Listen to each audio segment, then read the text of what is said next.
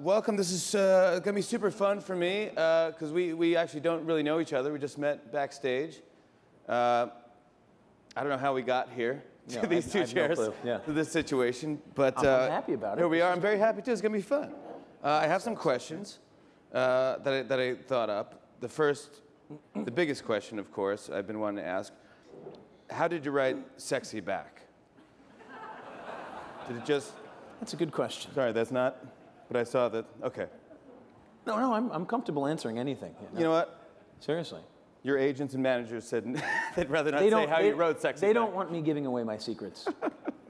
But how did we? You started when you were 16 in computers. I started at 16 doing stand-up comedy, and yet we're now on stage somewhere, talking to each other, and just finding out. Isn't that weird how that happens? It's kind of fun.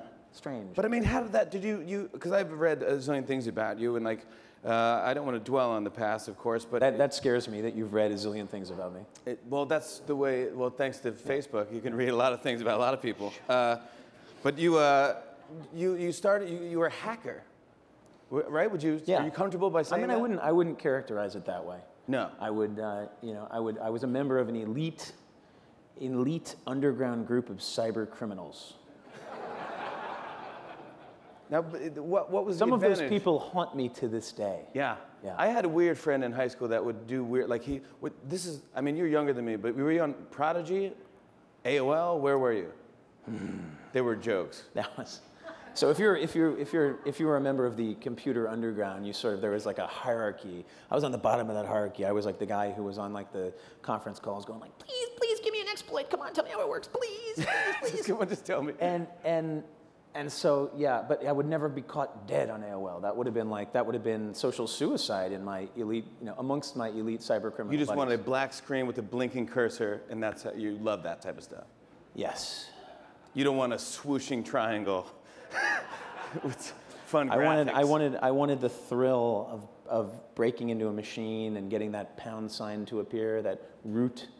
Look. And did you have modems and phone lines and why? I ran a BBS. Yeah. Yeah. I ran a BBS, a bulletin board system. Yeah, that's what bulletin board system. Yeah, people could die. They used to scare me. They used to scare me growing up. You know what mine was called? No. Realm of Darkness. Of course it was. Of course it was. And what did you talk about? Did you talk about like King's Quest cheats on there? What did you talk about? Like video games? I mean, it was all Dungeons and Dragons, Satanism. Yes. The usual. The usual, yeah. Satanism, always a good way to wake up in the morning. I had another bulletin board after that one. The much more successful, actually. I decided that if you were calling from the United States, you really should not be allowed to call my bulletin board because all the elite hackers were in, these, former Soviet bloc countries whose names I can't pronounce, but that's where the elite hackers come from. So I said, I want those guys. So I set the bulletin board up in such a way that you couldn't call in unless you came from one of these very weird country codes that corresponds with like Azerbaijan or Kazakhstan or Estonia or something. And in there, on your bulletin board, you would talk about, hey, I just hacked into this. Oh, no. This bulletin board, we didn't even talk. We just shared code. This was called Lucid Nightmare. Wow. Yeah. All right, this is insane. So you would go on, blinking cursor, like Yannick from wherever he's from, Sweden or something, would go, just send you a program. No, those guys were too friendly and nice. Have you ever met Swedish people? They're like the nicest people They in the really world. are cool, yeah. No, you don't play with none of those guys. None of those guys. You want mean Russian dudes? I'm talking scary people. With thick accents. Well, you couldn't hear them. You could just chat with them. Oh, that scares me more. Yeah, that scares me more. And so how did you... Did you get into it? Did your dad get into it? Did you have a nerd friend in high school? Because this is all high school, right? Oh, see, yeah, it was quite the opposite. My dad did everything he possibly could to stop it. Really? Oh, he knew, yeah. But how did you afford all this equipment? Did your dad buy it for you? He must have had the home computer. Then it wasn't that expensive. He made you. I had an old Atari 800. That's how I got started with the modem with the acoustic coupler, and then later I had a 286 PC. And that was when things got really scary. And the way you know your parents your kid is screwing up, normally their eyes are all red, they're coming home stoned, you can tell. Yeah. Or they're breaking into Russian banks from the basement. Yeah, you're staying up until 6 in the morning, right? Like hacking all night long, bleary-eyed, don't go to school the next day. And they're like, he's doing something weird. Yeah. Something's wrong with Sean. He's not, he doesn't want to go to the zoo today. So then you ended up just like with all these different things and you started just hacking. Did you think that you were going to make money off it? Or was it just for the interest of it, the fun of it? Hacking or starting companies? Hacking. Hacking, yeah. No, I mean, I was considered like a gray hat, so I would do bad things. People had different colored hats? Oh yeah, different colored hats. Yeah, you can actually walk into a hacking store. They put the hats up on the left, and you pick one. Yeah, yeah. And that's how you get your identity. Yeah. Or like masks too, hats and no. No, I was just saying, like, But I had a Mickey Mouse there's hat. a white hat. A white hat is a good hacker who's not really even a hacker in that sense of the word.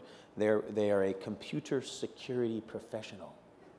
Then there's a gray hat and a black hat, and they are sort of mischief makers. And the gray hats are the kind of mischief makers who think they're really doing good, but they're not. You know, you learn that when the FBI shows up at your doorstep. Again, we had different childhoods. The black hats. The black hats, they're the ones who you want to watch out for. They're the malicious hackers who are there to destroy. I just wanted to help. For the fun of destroying? For the fun of destroying. They're really, really, and I knew some of those guys, and they were sociopaths. That was my first introduction to sociopaths. Yeah. Yeah. You actually dealt with them, had conversations with sociopaths. And it's a weird thing, yeah. Yeah, of course it is. Yeah, I mean, yeah, it is. It's not fun, but you know, I've been to a few parties. Are these, I mean, is, you gotta this get. in, is this in? Yeah, Are we on topic? Yeah, we're on topic over here. I was going to ask you, 5 1/4 discs or 3 1/2? Oh God. You don't have to answer that. I'm asking you the tough questions. Are you asking me about my penis size? Yeah, that's coming. Question number 9 is that. I'm going to close on that, but Because I just met you. We just That's right. met. Again, it's 5 1/4 or 3 1/2. That's what it, but it's all right. We'll wait to that. But I had because I was saying when I grew up, I had these 5 1/4s, and you would get these video games and like Heroes Quest or King's Quest or Space Quest. I don't know if you remember this. You get like 12 discs, and that would you put them in there, and that was, and then 3 1/4 was like hard, and it was like indestructible. These are the new cool little 3, and I could open it up, and a lot of kids in school couldn't even open it up. That was my trick. So Whereas you're talking to a guy. So the 5 1/4s, the 5 1/2s were floppy. The 3 1/4s were hard. Yes. Got it. That's the opposite. Yeah. Again, I'm going to get rid of that last question. What did you learn from starting so early, and what have you learned from your failures? Because I mean, the failures is kind of the only way you really learn, right? Mm-hmm. Yeah, this is the correct way to ask the question, because I usually get asked the question, you know, how did you succeed? And I really don't feel like I've succeeded. I feel like I've sort of failed systematically. At least in terms of my own goals and you know what I set out to do, but then somehow failure has kind of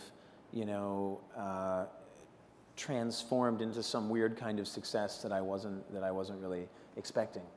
Yeah. So what was the question? I'm sorry, I'm just being narcissistic. No, you're not. No, what have you learned from your failures? I mean, because I don't know if that's what people want to know, but I mean, I know from being a comedian that you can tell jokes and be funny for an hour, but once you get your first joke that doesn't work, that's where you learn how to craft a joke. You go, wait, why didn't that work?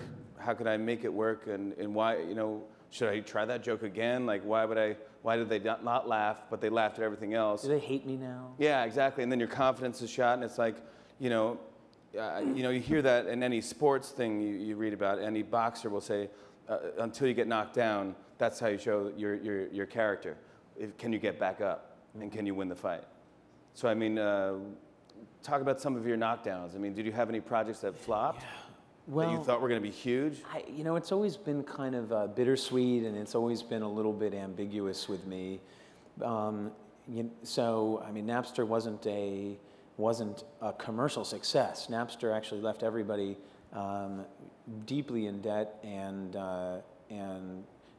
left everyone actually with personal liability and huge lawsuits. And there was a period of time where I was actually quite afraid that if I ever made any money, it would be an incentive for the record labels to resume litigation against me personally. So I lived under this dark cloud after Napster. And the whole thing ended so kind of ignominiously for me because, I had these emails that I'd written, just a few emails here and there. And we all had emails, and we all said things we shouldn't have said, but mine were really bad. Mine were Yours are examples mine for what were, not to yeah, write. mine were when your words are blown up like in huge text like bigger than us actually on a gigantic screen in a courtroom. 86-point font. Yeah. 275. Yeah, crazy. Courier. So it looks like a giant typewriter. Exactly. You like fonts. I like wingdings. You want to talk I about think wingdings is just so useful. I can't even tell you. That was the best one yet. So useful to me. So Napster was really weird, and when you've had that kind of cultural impact so quickly, because the whole thing for those of you who don't know, Sean was one of the creators of Napster. Just so if people were streaming on the web, sure they know who you are, but just in case you don't know, he was one of the creators, Sean and another Sean as well. That's you ever think of calling yourself Sean and Sean? Like a band name? Yeah, like a boy band. Like we should have called Napster Sean and Sean? Sean and Sean both had Bieber haircuts. Right. Like the brothers Sean. Sean, yeah, wear matching Juicy Couture outfits. Sean and Sons. Sean and Sons is good, yeah. Well, think about it. We considered these options. So Napster came out, and how did you get money from Napster? No, well, it left me pretty much bankrupt and with this huge shadow that I had to sort of deal with, this penumbral shadow of success, and yet because no one wants to touch you anymore. No one wants to be in business with you. No one, and the bubble had burst. So Napster had been sued out of existence. The company failed. At that stage in my life, I could have easily been like a one-hit wonder and kind of drifted off into obscurity. And I wanted to do something that was a consumer product as my next company, but nobody would fund consumer. There was absolutely no interest. Consumer internet was the redheaded stepchild of the internet at that point. Now it's all the rage, and that's all the VCs want to fund is consumer internet. But this is 2002 timeframe. It changed with the PayPal IPO in 2002. But meanwhile, I'd been raising money for 1.5 years unsuccessfully, sleeping on couches. Like I had set up a set of rules for myself about how long I would freeload off of any one individual. What was the time limit? Do you remember? It was 2 weeks, but I would stretch that to a week by mowing their lawn. And yeah. Hey, I made you guys mac and cheese, so can I stay an extra week? Yeah, that's with nice. With truffles. Yeah, right. We didn't have money for truffles back then. But then you get in. So you get into like angel investing. Is that what happens? I mean, how does a kid from Virginia, or do you have to live in San Francisco? Do you have to live in New York City? Is there a certain area you have to live in? It's a lot easier if you live in the San Francisco Bay Area because that's where the bulk of the money is consolidated. I think you can start an internet company from anywhere. I mean, a great example of this is one of the companies I'm closely involved with now called Spotify, which is in Stockholm. Spotify is it coming to the U.S.? It is coming, yeah. It's coming because this is a huge. It is coming. It's giant overseas, and it's just basically streaming music, where you get to just give your friends playlists and stuff like that, and it's all legally done. Oh, it's way better than that. Oh yeah, well please it's really cool. Indulge. It's really really cool. It's the realization of the dream that Fanny and I had with Napster.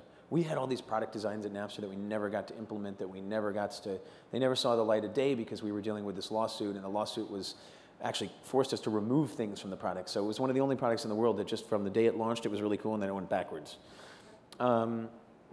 So we had all these ideas about music sharing. It was never supposed to be just search and retrieval and download. It was supposed to be about massive, large-scale sharing of music between people. Are you a music fan? Crazy about music, yeah. Yeah, you just like listening to it. Yeah. And playing it. Do you perform it? I pretend to play it from time to time. Do you? What instruments do you play? No, I don't really play any instruments. I pretend to play them. Like air guitar. Air guitar is pretty good. The crux of the thing with Spotify is that you can see all of your friends on Facebook, and you can see their entire music collections.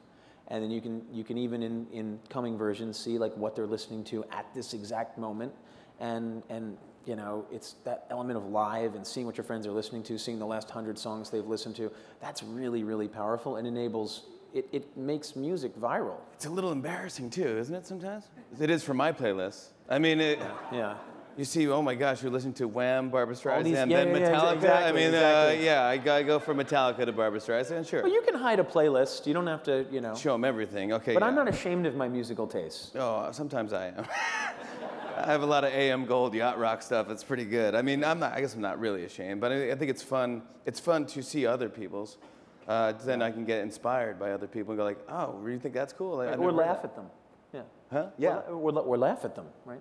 Yeah, exactly. Laugh and go, oh my gosh, you like that cheesy song? So do I. I can sing word for word the whole album. Right. Yeah, that's kind of fun. But I mean, so why hasn't it come to the United States, or because of rights issues, labels? It's an ongoing licensing conversation. What we're trying to do is, I don't think it's radical. To me, it seems like almost like sort of obvious.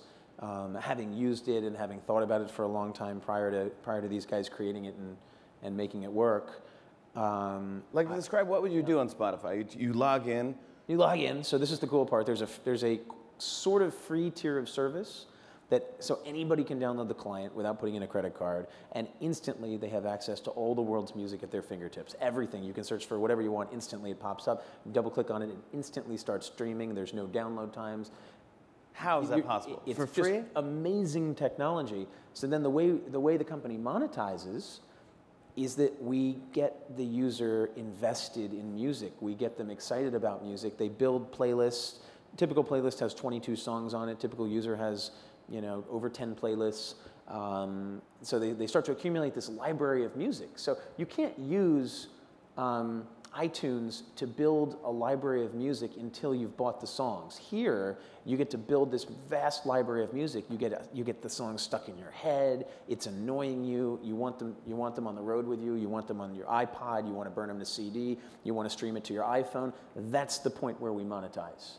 So once you've built your collection, then we start pushing you, upgrade this playlist, take it with you, sync this playlist to your iPod, burn this playlist to CD. Interesting. And then we charge you. So it's free streaming, but if you want to buy it for your Zune. If you want portability, mobility, and access, then you buy it. This is a Zune joke, sorry. Those don't usually work out. No, they don't. But there's some kid at home laughing, holding a Zune. Going, that's pretty funny. So you think Steve Jobs' new iCloud thing? This is not what that is. You think it's no, totally. I mean, iCloud is like a feature. It should be. It's just not that significant. And all you really do is take your music and upload it to this cloud, and then it's there. I mean, I don't know why anybody would do that. That's a good thing there. And they charge you for it. That's even weirder to me. And they charge you for just doing that? Yeah, because I can already do that. Yeah. I don't get it. Have you seen turntable.fm?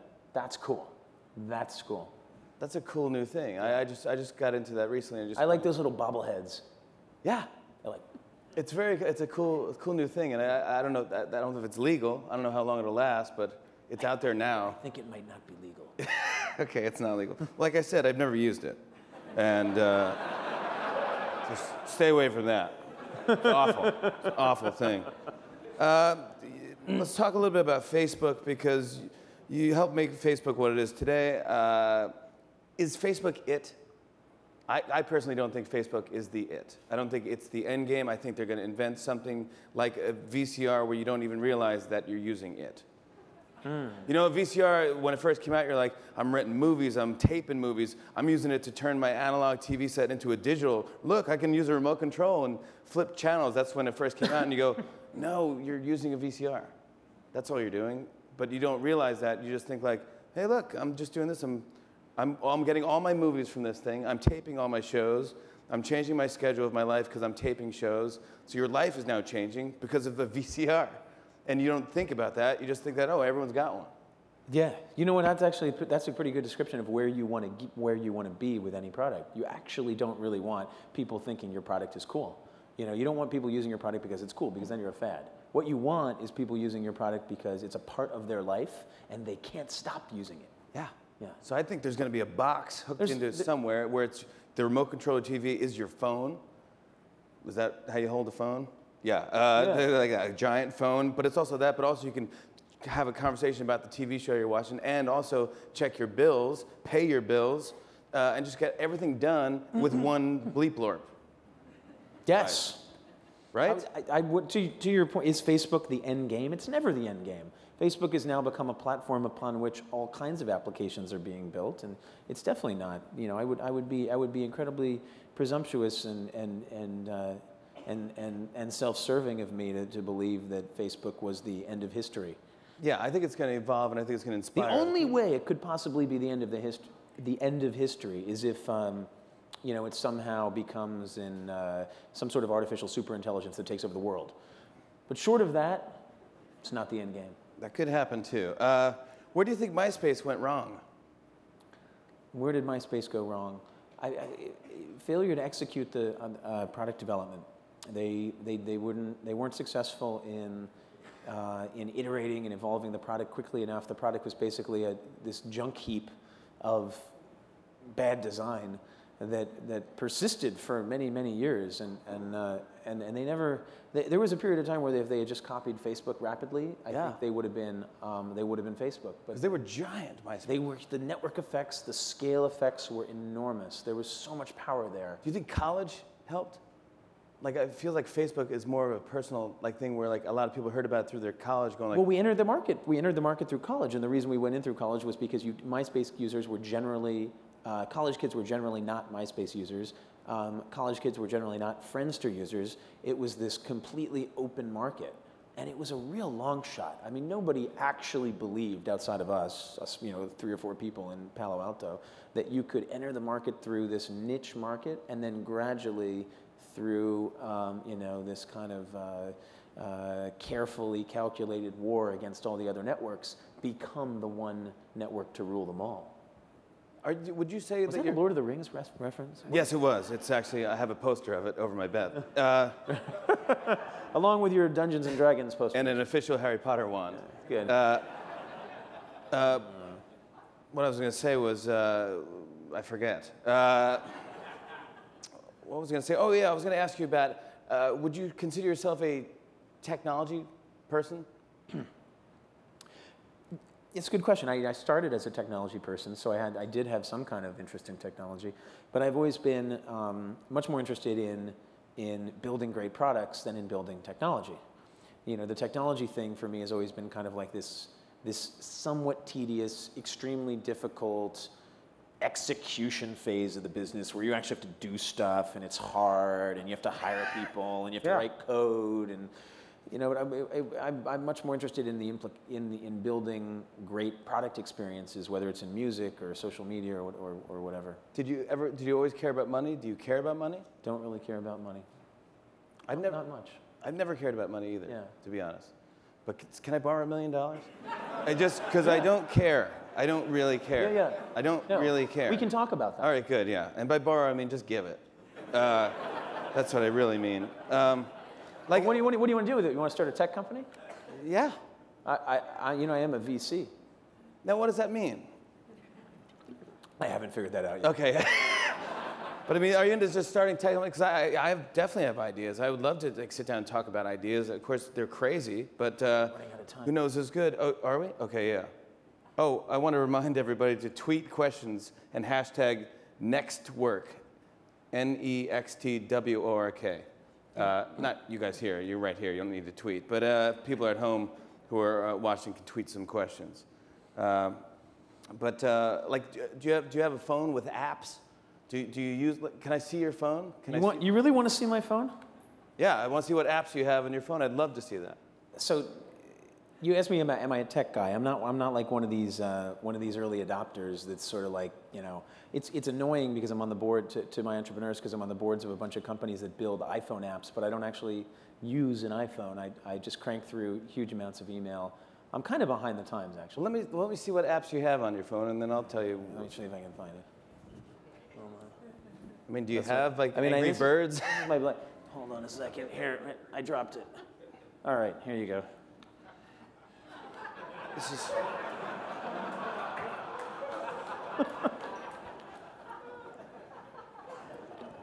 You're getting 4 bars in New York City. That's pretty awesome. It's amazing. How the hell did you do that? How did you do that? This is the guy I designed That's myself. unbelievable. Yeah. Yeah, so you have a few apps on here. Yeah. You have 3 minutes remaining to your battery life. This is analog, baby. Oh my God, is that right? Yeah. You want to keep this? Yeah, it's probably good for your health now. My gift from media. So you don't you use you don't have an iPhone. You use a BlackBerry. I do carry an iPhone, but mostly for music. I'm not hipstamatic really annoys me. Hipstamatic. Hipstamatic, yeah. It's like why does everything need to have that sepia tone behind it? Because people like that. They like putting on mustaches and old cowboy hats. And doing that, and getting some, cotton candy and having fun, I guess. Right. It's just fun. That's what I think it's fun. Like I like about apps is that they're 99 cents, number one. If they're free, that's even better. Do you work for Apple? Yes, I do. My name is Todd Jobs. I'm Steve's illegitimate son. No, I don't know. I mean, but apps. I guess people have apps on Droid phones as well. I just think it's almost. I think weirdly, I don't know, would you know anything about game consoles? Would you care about game consoles? I had a huge problem when I was younger. When I was 16, I had a huge problem with gaming to the point where it was taking over my life, and I had all of these aspirations. I wanted to become a better super hacker and, break into more systems more regularly. I wanted to rise in the ranks of my, elite underground community of cyber criminals. I needed status from them, and gaming was holding me back. What would be the game of choice? Then when I realized, we're going way back here to 2001. The first, way back. No, 96, you were 12. 95, the original Wolfenstein 3D, Doom, the first Doom. That was crack for me back then. Yeah. So I made the decision, cold turkey, no games, have not played a game. I have not played a game in at least 14 years. Really? Yeah. No Angry Birds. No Angry Birds, nothing. I won't touch it. My fiance was really into Plants vs. Zombies, so I had to suffer through that for a while, a few weeks of that while we're on the plane. Do you think it's a waste of brain energy, or what do you feel like? What do you do to have fun? Do you need to relax? Do you think that? Well, I have an extremely addictive personality, so I had to find something to replace the gaming, which was boozing and whoring. No, just kidding. I'm going to cross that question off too. So. But I mean, something had to fill the void. Do you drink to relax, or do you listen to music to relax? Do you have hard drugs, only hard drugs. Hard drugs only. Yeah. Of course that. Yeah. But if you can't mainline it, it's not worth doing. But once that's out of your system, seriously though, your brain is always moving, it's always thinking. Yes. Don't you ever want to just zone out? Do you think of meditation? Do you do any of that stuff? I know you're into tea. Where'd you read that? Dude, I know everything about you. I am into you are into tea, right? Wait, are you one? Never mind. Yeah, I work for the tea company. So I'm from Snapple. I am How are you? I actually have my own. I'm the lady from Snapple commercials. I've got a lot of work done. I have my own. Whatever we're doing right now, they're not liking it because it says move to Q&A. No, they're fine. They're liking it. People want to know. What do you do? What do you do to relax?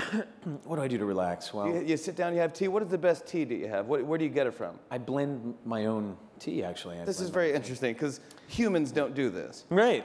You get a Tetley bag and you put it in a cup of hot water, and you sit back and that's it. You blend your own tea. I blend my own tea. So what does that mean? Do you cut your own bark and grow your own herbs and flowers? Tea is a leaf, actually. Well, sometimes. Also a mushroom as well. Up to you. You can drink whatever tea you like to drink. If you really want to know, I take Indian Assam, which is cut and ground up into these little pellets. Looks like gerbil food or bird food or something. Then I take a Keemum tea from China, which is a very malty kind of classic English breakfast ingredient, and I blend those together, and then I throw in the secret sauce. And you can't say what that is. I'll show you later if you come by my place. All right, dude, I'll do it. I'll give you a sip. I appreciate it. Thank you so much. Let's take some questions. If anyone has any questions for me or Sean, yes, sir. We have a microphone coming to you in case you want to break into song. Up to you. All right. 1, 2, 3, 4. Question. Back in the early part of the 2000, that decade, when you and Sean were going through the lawsuits with the record industry, whatever, did you ever get a phone call from Steve Jobs? Because it seems to me that the success of Apple was largely due in part to the success of Napster. I agree. And I like the way you think. And I think what you might be saying is that I'm owed at least a few cents per iPod sold. And so if you want to take that up with Steve on my behalf, I would be happy. And I'll give you a cut. Yeah. Well, let's just say if it wasn't for this interview and me, this would never have happened. So cut me in as well. Let's not bullshit around the issue. Yes, sure, over here. Hi, I have a question. My name is Tim Wu. I was on the 2 panels ago or something. I have a question about Facebook, which you were talking about how Facebook came to a market dominated by an existing scaled-up company. What is your intuition as a VC as to when a company is going to be able to take on another company that already has massive amounts of scale? Did you have some intuition that MySpace was weak, or I just wonder if you have any thoughts about that. Well, you didn't need intuition to know that MySpace was weak. It was totally dominated by these kind of. You ever heard of the MySpace angles? Anyway, that's where you take pictures of yourself from funny angles to try to make yourself look cool, and the whole thing was like fraudulent in the sense that all of these users were not representing themselves honestly. They were to put it nicely, they were putting their best foot forward, and some of them were existing in a complete fantasy world of their own construction. So there was this. Were you paying attention to them at the time, or just doing your own thing? I was, trolling for women on MySpace all day long, trying to get laid. I mean, that's what everybody was doing. By the way, I'm sorry I never got back to you. Turns out I'm not an 18-year-old girl. I apologize. Yes. Yeah. But you just kind of. I just assumed that you were like a federal agent. Well, I'm still not going to admit to that. This talk is not helping my reputation. You can't help your reputation, buddy. So let me tell you something right now. So that's a good question, though. So it's not like you went and saw something had a hole, it was weak, and you go like, let's destroy that company. Well, I was interested in this problem of identity. I'm going to make the talk boring again now. I really cared about trying to. There was no identity layer for the internet. There was no verifiable, accountable, persistent identity that could follow you from place to place. That you maintained and curated in an accurate way, and MySpace wasn't doing that. And until you establish that identity layer for the internet, a lot of things aren't really possible. You don't have trust, you don't have accountability. Certain transactions can't take place between people, like selling someone your fish on Farmville. That couldn't happen. You needed identity to enable all of this. All of these applications, and MySpace wasn't providing that. So the vision, in some sense, Facebook and MySpace were very similar, but the vision driving both of those companies was coming from a totally different place. MySpace is almost more virtual reality than a real reality, where Facebook is real. Like I remember playing the Sims game. Yeah, it's a great game, but you missed out on. And there's a part of the game where you can make your character work out on a treadmill.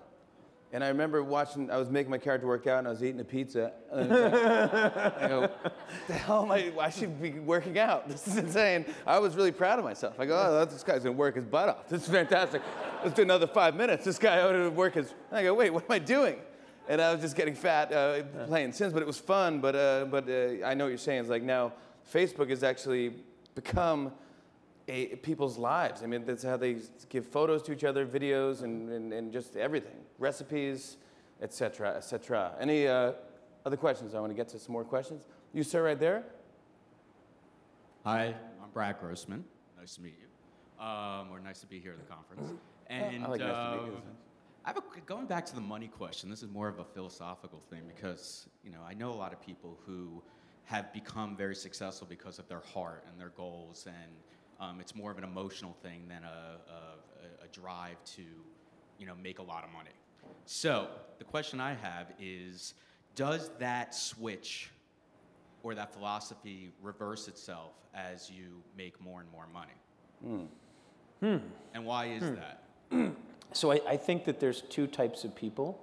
There's always two types. There's two types of people in terms of the way they react to wealth.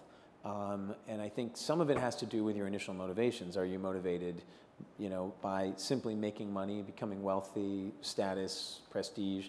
Or is there are you trying to change the world in some specific way to solve a specific problem that sort of irks you? Or, maybe it doesn't bother you, but you see the problem in the world and you realize that it ought to be fixed. And so depending on where you start out, I think it affects kind of where you end up. And so I've seen folks who make $1 billion and they say, that's it, I'm done, I'm getting off this merry-go-round, see you guys later, and then I'm going to the beach, or I'm going to help try to Africa to save the world. And then there's the people who see it as a scorecard, and they get trapped in this like endless cycle of self-recrimination. That's a challenging word to say. It's a great Scrabble word, yeah. Yeah. So they get trapped in this endless cycle where they don't feel like they're succeeding fast enough, and now suddenly they're comparing themselves only to other billionaires, and they're worried about their position in the Forbes list, and they'll never say it publicly, but that's privately. It's actually totally explicit. Like the conversations are about net worth, and the conversations are about whose dick is bigger than whose. So I think there's just different ways that people react to it, and I mean, personally, I don't really see fault in either way. I don't think there's anything inherently wrong with seeing wealth as a scorecard and trying to work your way up that scorecard, as long as you're not hurting people on the way up. Yeah, but also like the bigger your business gets, the more people are involved, right? Because I mean, when you just start out in your house, it's you and your buddy, and you're making a lot of money. That's cool. But now if you have this giant business, it's thousands of people employed. Yeah, it's a little bit more pressure. You don't want to screw up.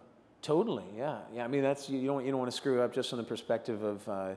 You have a lot of people who you're responsible for, and their lives and their families are built around the success of your company. That's a ton of responsibility. Yeah. Yeah. It's a tricky balance. Yes, over there, there's a gentleman right there. You're getting 2 microphones, so you can ask a question in stereo if you would like to. My name is Hamid Abbas, and I'm here from Magazines. It's a software, digital publishing software. Now, my question is this: you had a lot of success with the music industry. Now you're taking your music, streaming it, especially with your latest product, and you work with them, and they allow you to stream this music for free. Now, think of this from the publishing industry. What can we do, or how can we overcome this problem that we allow to share bits and pieces of content, publishing content, like articles, from various publishers into one platform and sharing it? How can we overcome this? How can we move forward with publishers to understand this, that they should be able to do the same thing? No one would want to pay for the entire magazine. So instead, they would take bits and pieces of content which is valuable to people, take it and share it. How can we do it from our end to overcome the same problem that you have already done? I actually think that that different mediums should be monetized in different ways. I don't believe there's a one-size-fits-all approach to monetizing media. I think, and the reason for that is that the consumption patterns are completely different. So with film, you don't have a very good experience of film if you own. You can have a perfectly adequate experience of film if you own one DVD or 2 DVDs or 3. You watch it once or twice and you're sort of done with it. With music, you're listening to the same songs over and over. You're building playlists. You get sick of one playlist or one song, you make another one. You get sick of an artist, you move on. You're constantly exploring. Then you're going back and revisiting your old favorites, and they sound different in a different context, or they're nostalgic. It's a whole different consumption pattern. And if you don't have a few thousand songs in your collection today, you're probably not getting the full experience of music. So there's, that's a really distinct difference. The publishing business is not one that I'm particularly close to. I haven't built companies in that world. I'm not sure exactly what the balance is. I think that there's definitely a room for paywalls and premium content, and there's definitely room for ad-supported ad-supported free content. And I think it depends on the publication. I think actually the publishing industry, while it's going through a difficult time, I think they kind of understand what the models are, unlike with the music industry, where for years there's been this baffling question about what should the model be. I think actually the question about how you distribute and sell music is a more difficult question than the question about how do you make money, you know, with words and, you know, selling words on a screen and so forth. Thanks for really bringing the interview down, sir. It looks like you Yeah, sorry. Any more questions that aren't a party pooper? Hey, we have one here. This one's from Twitter. Can Sean talk about Facebook's new design-oriented acquisitions? Design-oriented acquisitions, like the Facebook buying companies that have great design teams and things like that? I guess. I guess. Well, I don't know. I didn't write that tweet. Twitter, tell us what you mean. What does that design-oriented acquisitions? I guess Farmville, I guess? No, I don't know what they're talking about. But anyway, I think design is really important. I'm a designer, and like go the Facebook. The new layout? What are they talking about for No, I think they're talking about buying companies for their design talent in order to. I mean, these are like hardcore Facebook. This is inside baseball right here. I see what you're saying. So to take Facebook to the next level, like people have different design ideas. They go, you should change the design by doing this. We're good at this. Right, and so we hire people who are like, no, that doesn't really make sense. Right. Yeah. Yeah, exactly. And they're like, it should really be like this. So can you talk about new design-oriented acquisitions? I actually don't know what they are because I don't track it that closely, but I have in the past had conversations with Mark where I've said, you know, you guys should really be buying more companies and acquiring more talent, and I think, you know, designers are a key part of that equation. So all I can say about it is if they've been making good design-oriented acquisitions, then good for them, and that's the right strategy. Is Mark, a weird question, what's his go-to karaoke song? Oh, it has to be Journey. Don't Stop Believing? Of course. Awesome. Any other questions? Yes, ma'am, over there. Hi, Liz Porter. Based on your background as a non-hacker and your interest in the experience and understanding experiences, have you thought about or have you been asked to look at from the cybersecurity aspects of the network, since we're talking about networks? Well, funny. The question, I think it's for me. The question's for me. Go for it. I have been asked a few times, and I've said no very loudly. Capital letters, enter send. He can't divulge his secrets. Yeah, I appreciate that. Now, what was you saying? Have you ever been asked if you've done... Funnily enough, I don't know why I thought this was a good idea at the time, but when I was 16 years old, after I'd been raided by the FBI, I needed work. So I decided to start a computer security firm. It made perfect sense to me at the time. And I had clients, which is even scarier. They were hiring a 16-year-old convicted felon I wasn't actually convicted, because when you're a kid, they put you through this whole other thing, which leads to, anyway, they slap on the wrist and they take your computer away and they call it a day. But I started a computer security firm, and we actually was with Sean Fanning, and we had like a couple clients. So basically, if you sign with your firm, you will never get hacked.